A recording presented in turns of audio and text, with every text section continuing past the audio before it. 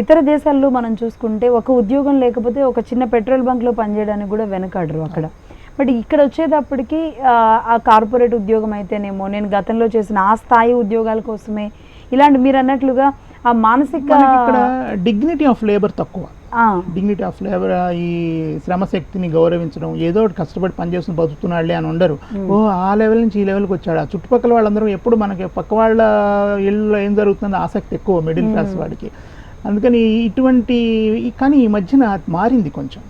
ఇప్పుడు ఏంటంటే ఇక మారడం, కొంతమంది ఈ మొబైల్ టిఫిన్లు సప్లై చేయడం, ఇటువంటి కంపెనీల నుంచి చాలా వచ్చాయి కదా. ఇటువంటి కంపెనీల్లో పనిచేయడానికి యూత్ కూడా ఉత్సాహం చూపిస్తున్నారు చాలామంది. ఇటీవల అమ్మాయిలు కూడా కొంతమంది చూశాను నేను. Even girls also they are ready to work. ఎందుకంటే డిగ్నిటీ ఆఫ్ లేబర్ పెరిగింది. It's not just for money, they are doing it just like fun అన్నమాట. జాబ్ ఆల్సో మీరు ఎప్పుడు కూడా వృత్తి కూడా ఆడుతూ పాడుతూ పనిచేసినప్పుడు మీకు అలసట అనిపించదు. ఇంకోటి టీంతో కలిసి పనిచేయాలి. మీరు ఉద్యోగం పోకుండా ఉండాలంటే, ఫస్ట్ పోకుండా ఉండాలంటే ఏంటంటే you must be a team player. ఇందా చెప్పుకున్నట్టు టీంతో కలిసి పనిచేసినప్పుడు మీ ఉద్యోగాన్ని ఎవరు తాకలేరు. పుస్తకాలు చదవడం, నిరంతరం అధ్యయనం, ఏదో ఒక పుస్తకం చదువుతూ ఉండాలి. సో రాసే ఆసక్తి పెంచుకోవాలి. ఒకసారి కొన్నేళ్ల పాటు చదివిన తర్వాత కనీసం ఎవరికైనా కూడా రాయాలనే ఆసక్తి ఉంటుంది. ఏం రాయాలి, ఎలా రాయాలి అనేది ప్రాక్టీస్తో వస్తుంది. ఇటువంటి నైపుణ్యాలని కనుక మీరు నేర్చుకుంటే కమ్యూనికేషన్ స్కిల్స్ డెవలప్ చేసుకోవడానికి అదొక అద్భుతమైన అవకాశం రిసెషన్ అనేది. Even listening, speaking, reading, writing, anything. You listen to English news వినడం, మనం కమ్యూనికేషన్ స్కిల్స్ ఇంకా డెవలప్ చేసుకోవడం. అంటే మళ్ళీ వచ్చే అవకాశం మనం వచ్చేటప్పటికి మనం సిద్ధంగా ఉండాలి, సంసిద్ధంగా ఉండాలి. అంతేగాని మనం మళ్ళీ ఏదైనా అవకాశాలు వచ్చినప్పుడు, ఎందుకంటే కంపెనీలు ఎప్పుడు కూడా బ్యాంకింగ్ రంగంలో ఉద్యోగాలు పోయాక, ఉద్యోగాలు కొన్నాళ్ళు తీసేశాక, కొన్ని బ్యాంకులు మెర్జ్ అయిపోయాక మళ్ళీ కూడా వాళ్ళు ఉద్యోగాలు కావాలని ఇప్పుడు ప్రకటిస్తున్నారు. దానికి చాలామంది యూత్ సిద్ధంగా లేరు. ఇక్కడ బ్యాంక్ ఉద్యోగాలకు ఎవరు సిద్ధంగా లేరు. ఇంజనీర్లు, లాయర్లు, డాక్టర్లు, ఎంసెట్లు చేసి ఇలా చేసిన వాళ్ళు కానీ బ్యాంక్ ఉద్యోగాల్లో ఎటువంటి నైపుణ్యాలు కావాలి, అకౌంటెన్సీలో ఎటువంటి నైపుణ్యం ఉండాలి, మీరు ఎస్పెషల్లీ మల్టిపుల్ చాయిస్ క్వశ్చన్స్ పెట్టేటప్పుడు డాట్స్ ఏ విధంగా ఎక్కడ పెట్టాలి, ఇవన్నీ కూడా నేర్పేవాళ్ళు ఉన్నారు. కానీ ఇంతకు ముందు ఉన్నంత నైపుణ్యం ఉన్న ఫ్యాకల్టీ కూడా లేరు ఇప్పుడు.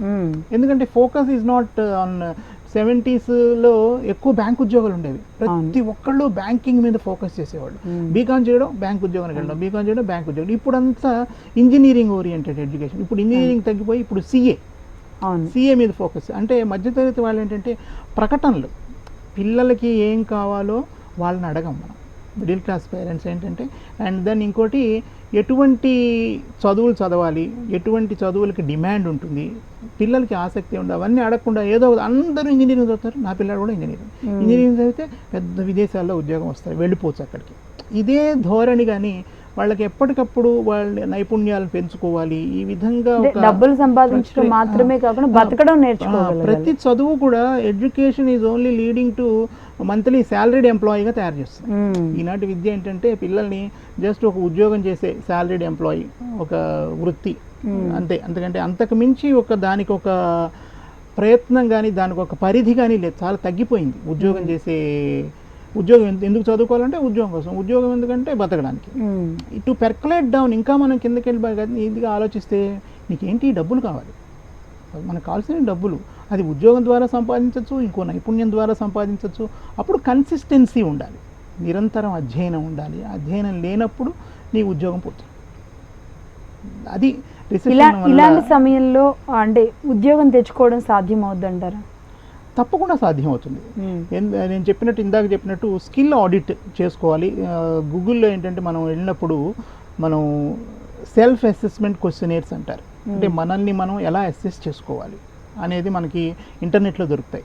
అవి కానీ ఆ క్వశ్చనేర్ డౌన్లోడ్ చేసుకుని అవి ప్రతి సెక్షన్ కూడా మనం ఫిలప్ చేస్తే చివరికి ఒక స్కోర్ వస్తుంది. అవన్నీ కూడా సైకోమెట్రిక్ టెస్ట్ అంటారు. వ్యక్తి యొక్క సైకాలజీని బట్టి అవి పెద్ద పెద్ద సైకాలజిస్టులు తయారు చేస్తారు. అవి సైకోమెట్రిక్ అసెస్మెంట్ టెస్ట్లు కూడా తయారు చేయడానికి ఒక పద్ధతి ఉంది. ఇట్స్ ఎ సైన్స్ మళ్ళీ అది కూడాను.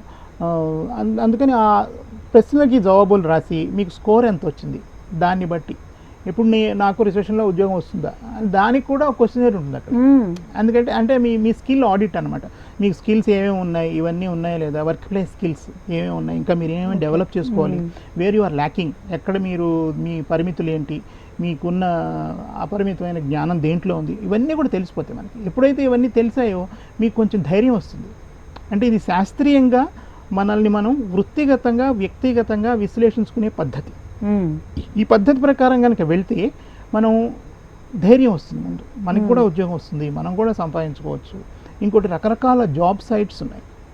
వెంటనే మీ CV మళ్ళీ తిరగరాసుకుని రకరకాల జాబ్ సైట్స్లో మన CV పెట్టి మళ్ళీ you must be ready to gear up, సంసిద్ధం అవ్వాలన్నమాట. ఇటువంటి చర్యలన్నీ తీసుకుంటే తప్పకుండా మళ్ళీ ఉద్యోగం వస్తుంది, అందులో సందేహించాల్సిన అవసరమే లేదు.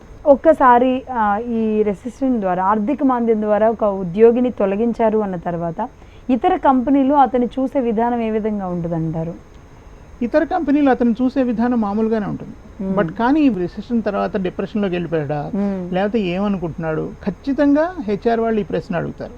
రిసెషన్ తర్వాత నీ ఉద్యోగం పోయింది, నువ్వేం చేసావు అన్నాడు అంటే వెంటనే రాదు ఉద్యోగం, ఇప్పుడు ఎవరికి రాదు కదా, ఒక 6 నెలలు గ్యాప్ వస్తుంది. ఇంకా నేర్చుకునేవాడిని ఈ సంవత్సరం ఏం చేసావు, గ్యాప్ వచ్చింది సంవత్సరం ఏం చేసావు. But HR will be happy, మీరు చెప్తే నేను నేర్చుకుంటున్నానండి, I have learn new skills, కొత్త స్కిల్స్ నేర్చుకున్నాను, I have improve my communication skills. అంటే నువ్వు పాజిటివ్గా తీసుకున్నావా రిసెషన్ నీకు ఇదవడం వల్ల చేయడం వల్ల, లేకపోతే నెగిటివ్గా తీసుకున్నావా, how you reacted, your reaction is very important, how you respond to the situation, your responsiveness, that is very important. మీరు ఏ విధంగా రెస్పాండ్ అయ్యారు ఈ రిసెషన్కి, దానివల్ల దాన్ని బట్టి మీకు ఆ కంపెనీలో మిమ్మల్ని తీసుకునే అంటే యువర్ యాటిట్యూడ్ చూస్తారు, మెంటల్ ఎబిలిటీ చూస్తారు, మీ యాటిట్యూడ్ ఏ విధంగా ధైర్యంగా ఉన్నావా లేదా, లేకపోతే ఏం చేసావు ఈ గ్యాప్లో ఏం చేసావు. ఇప్పుడు చాలా మంది డిగ్రీ అయిన వెంటనే కూడా, ఇంజనీరింగ్ అయిన వెంటనే కూడా చాలా మందికి ఉద్యోగాలు రావు. ఈ గ్యాప్లో ఏం చేసావు అంటే నేను ఉద్యోగాలు వెతుక్కుంటూ ఉన్నానండి అంటే కుదరదు. వెతుక్కోకుండా ఏం చేసావు, ఏమన్నా స్కిల్స్ నేర్చుకున్నావా, కమ్యూనికేషన్ స్కిల్స్ డెవలప్ చేసుకున్నావా, ఇంగ్లీష్ సాధారణంగా ఇంగ్లీష్ ఎవరికి రాదు అన్న ఒక అభిప్రాయం నిర్ధారణ అయిపోయింది, ఇంగ్లీష్ రాదు, ఇంగ్లీష్ నేర్చుకుంటున్నావా, ఇవన్నీ కూడా వస్తాయి. HR వాళ్ళు ఇంటర్వ్యూలో అడుగుతారు. ఇవన్నీ కూడా ఎప్పుడైతే సానుకూలంగా ఉన్నాయో definitely will get a job. అది getting a job is not a big thing. Okay, అంటే మీకు ఉద్యోగమే కావాలనుకుంటే, లేదు నేను I want to transform myself into entrepreneurship. కొంతమంది చిన్న చిన్న వ్యాపారాలు చేస్తారు, చాలా మంది సక్సెస్ అయిన వాళ్ళు ఉన్నారు. ఈ రిసెషన్ అయిపోయిన వ్యాపారం పుంజుకున్న దాకా. అయితే ఎందులో అయితే ఉద్యోగం చేశారో అందులోనే చేయాలని కూడా ఏముండదేమో, అందులో ఎప్పుడు ఉండదు. ఎందుకంటే నేను ఒక రంగంలో నేను నా నైపుణ్యాలు పెంచుకోగానే నాకు వేరే రంగంలో జాబ్ వచ్చింది. అందుకని మీరు వెళ్తే కానీ you should not SIT with in the 4 walls. ఇంట్లో కూర్చుని డిప్రెషన్లో పడకుండా బయటికి వెళ్ళి మనుషుల్ని కలిస్తే you can see the opportunities. That is very important. ఎప్పుడు కూడా నలుగురిని కలవడం, నలుగురితో కలిసిపోవడం, నలుగురితో మాట్లాడడం, అప్పుడు కొత్త కొత్త అవకాశాలు ఏమైనా తెలుస్తాయి. ముఖ్యంగా ఈ రిసెషన్ లాంటి టైంలో ఇప్పుడు నన్ను ముట్టుకోకన్నట్టు ఉంటారు, అలా ఉండకుండా మీరు నలుగురితో కలవడం, ఫ్రెండ్స్తో కలవడం, అందరూ ఎవరికి గదుల్లో వాళ్ళు డిప్రెషన్లో ఉండకుండా నలుగురు కలిసి ఉద్యోగాలు ఎలా సంపాదించాలి, దట్స్ వెరీ ఇంపార్టెంట్. ఆఫీస్లో ఉండగా ఉద్యోగం పోకూడదంటే you must be a team player. బయటకు వచ్చిన తర్వాత కూడా నలుగురితో కలవడం, ఫ్రెండ్స్తో పనికొచ్చే విషయాలు మాట్లాడుకోవడం, ఈ చాటింగ్లు ఇవన్నీ కాకుండా పనికొచ్చే విషయాలు మాట్లాడుకోవడం, మనకి పని తీసుకొచ్చే విషయాలు మాట్లాడుకోవడం, all these things are very important recession. ఇంకేం చేయొచ్చు, అందరూ కలిసి ఎలా ముందుకెళ్ళచ్చు, ఇంకొత్త కొత్త నైపుణ్యాలు ఏమొచ్చాయి మార్కెట్లో, ఎలా నేర్చుకోవాలి, ఇవన్నీ కూడా ఎప్పటికప్పుడు మాట్లాడుకుంటూ ఉండాలి. అయితే ఈ ఉద్యోగం పోయే క్రమంలో అంటే మహిళలు అయితే ఒక రకంగా, పురుషులు అయితే ఒక రకంగా ఉంటుందా? తప్పకుండా తేడా ఉంటుంది. మంచి ప్రశ్న అది. మహిళలు కూడా ఈ రోజుల్లో ఇద్దరు ఉద్యోగం చేస్తే కానీ ఇప్పుడు సంసార రథం నడవదు. అందుకని మహిళలు గనక ఉద్యోగం పోతే చాలా కుటుంబానికి చాలా దెబ్బ, కొంతవరకు ఆర్థికంగా దెబ్బ. అప్పుడు ఒకళ్ళే, ఇప్పుడు గాడ్ ఫర్బిడ్ ఇప్పుడు ఇద్దరు ఉద్యోగాలు పోయాయి అనుకోండి, ఇద్దరు ఐటీలో పనిచేస్తున్నారు, ఇద్దరు పోయాయి, then it will be very difficult. అందుకే ఏంటంటే ఇద్దరు ఉన్నాం కాబట్టి పెద్ద ఫ్లాట్ కొనడం, పెద్ద కారు కొనుక్కోవడం, ఇద్దరం కట్టగలం కదా ఇన్స్టాల్మెంట్ని. అలా నా స్టూడెంట్స్ అలా కొంతమంది ఉన్నారు, డల్గా అయిపోయి ఏమైంది అంటే సార్ ఇదిలా చేశాను సార్ అంటే ప్లానింగ్ లేకుండా. ప్లాన్ లేకపోతే జీవితం కొంచెం financial planning it's not a big thing. కొంచెం వచ్చే డబ్బుల్లో ఒక 10% దాచుకోవడం, ఒక 5% ధర్మం చేయడం, ఇలా చిన్న చిన్న ప్లానింగ్ చేసుకున్నా కూడా then you will be very happy in this kind of recession వచ్చినప్పుడు. చదువుతూ ఉండాలి, చదువు మీద ఆసక్తి పెంచుకోవాలి, reading is very important. And ఏ వెబ్సైట్లలో ఉద్యోగ అవకాశాలు ఉన్నాయి, ఏది నమ్మదగినది, ఇవన్నీ కూడా ఎప్పటికప్పుడు నిరంతరం అధ్యయనం చేస్తూ ఉండాలి, పరిశీలన దృక్పథం పెంచుకోవాలి. All these things will help you to survive in recession. ఒక ఉద్యోగం ఉందని బిందాస్ గా దాన్నే సాగదీసుకుంటూ చేసుకోకుండా ఒక ఈ రోజుల్లో అలా ఇంతూజియాసిస్ట్ గా పని చేస్తే గనక మనకి ఎలాంటి తప్పకుండా సమస్యలు వచ్చినా ధైర్యంగా నిలబడగలం. ఎదుర్కోవచ్చు. రైట్ అండి, థ్యాంక్ యూ వెరీ మచ్ అండి, చాలా Thanks చక్కగా అండి. చెప్పారండి. Thank you. చూసాం కదా జేహో సక్సెస్ మంత్రాలు. ఆర్థిక మాంద్యం వచ్చిన క్రమంలో ఉద్యోగం పోతే ఏంటి అనేది చాలా చక్కగా వివరించారు రామఫణి గారు. దీన్ని కనుక పాటిస్తే ఎలాంటి పరిస్థితుల్లో అయినా సరే ఉద్యోగం అవసరం లేదు, ఎంటర్ప్రీనర్గా మరో నలుగురికి ఉద్యోగం ఇచ్చే విధంగా కూడా నిలబడే శక్తి సామర్థ్యాలు కూడగట్టుకోవచ్చు అని చెప్తున్నారు. ఇది వాళ్ళ జేహో సక్సెస్ మంత్ర. Keep watching HM TV. ఉపన్యాస కళలో మీరు నిష్ణాతులు అవ్వాలనుకుంటున్నారా? అయితే మీ కొరకే వక్త. వివరాల కోసం సంప్రదించాల్సిన ఫోన్ నంబర్ 9553586062.